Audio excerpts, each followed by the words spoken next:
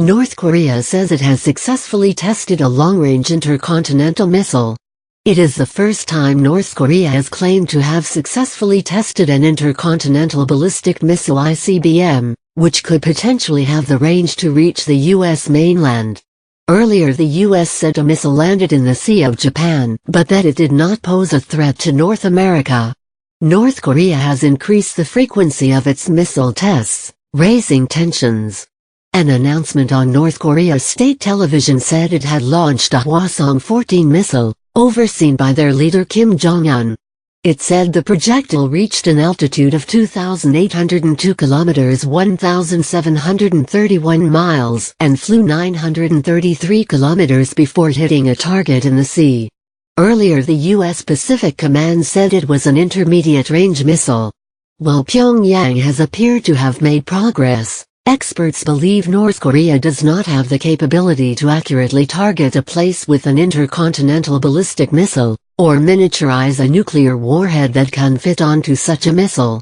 The big question is, what range does this missile have? Could it hit the United States? One expert already thinks that it might be able to reach Alaska but not the lower states.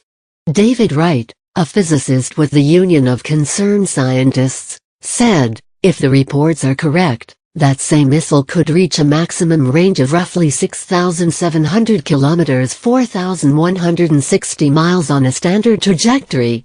That range would not be enough to reach the lower 48 states or the large islands of Hawaii, but would allow it to reach all of Alaska.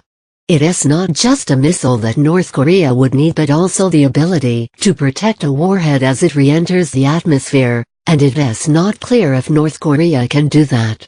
On the prospect of North Korea being able to strike the U.S., President Trump tweeted in January, "It won't happen." The truth is that it might. Most experts think within 5 years, probably less. What would President Trump do then? South Korea's President Moon Jae-in has called on the UN Security Council to take steps against North Korea over its latest missile test. He has ordered security and diplomatic officials to seek Security Council measures in close cooperation with the country's allies, including the United States, his chief press secretary Yoon Young-chan told reporters.